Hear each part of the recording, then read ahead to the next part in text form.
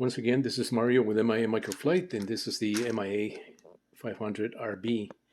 As I showed in the first segment of this video series here on this blue MIA 500RB. So I have completed the assembly based on the original plan that I developed back in 1992. You can see some of the pieces here that I used to recreate this plan.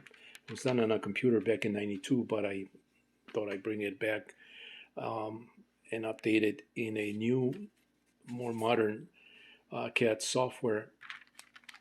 And so I had to redo basically the profile. Once I brought that in the computer, I was able to generate all the artwork and even some 3D printed files or 3D printed parts that you see here in the rotors.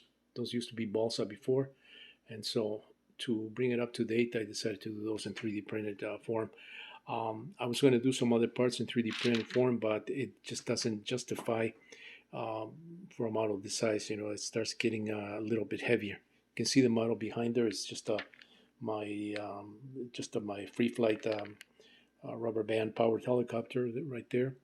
Also 3D printed parts, but very, very minimal parts usage there, just to keep it very lightweight. That one actually flies really good because it's open frame and it does not have all the panels, and so it flies. It's more freestyle, but this is more in scale. Although the particular design is a unique design that's based on the Hughes 500, but with my own flair and approach to these particular rubber-powered helicopters. I have done some very more complex, a little more elaborate designs back in '92 when I was experimenting with this. Back in the '80s, actually, is when I embarked on doing a lot of experimentation with rubber-powered helicopters that developed into free flight electric, and then I eventually did some radio control models, as some people already know. When I did this line of helicopters, I decided to just keep it very simple, and so that it's easier for the user to build, and minimal maintenance, and a very sturdy construction here, as you see the model right now.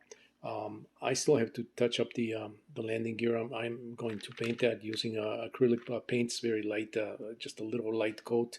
I was going to cover it in the same paper that I'm using here, the printed paper sheets. These are just basically 8.5 by 11 printed sheets that I cut out and put together as you see it there. My rotor is just so that is still needs to be assembled, and I have yet to complete the stabilization for these particular blades. But these are done. I'm just going to leave it like that.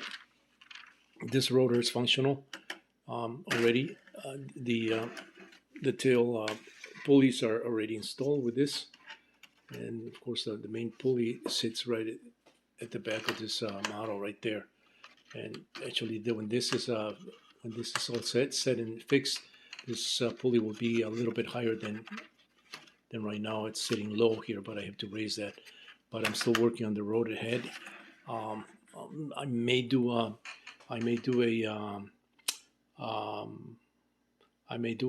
mechanical setup for the rotor head, so that I can wind more turns into this helicopter, and so that it's also easier to hold it and wind it. I typically just wind these by hand, but the way I'm going to do this is going to be a little bit different, given that this, even though this is very lightweight for its size, very, very lightweight. I haven't put it on the scale yet. In my next video, I'll do that. But it's pretty lightweight, very similar to the original one that that was built directly from the plant using the same paper as to build the sides of the fuselage. And so I'm going to be completing this. In the next video, you'll see the model maybe even flying.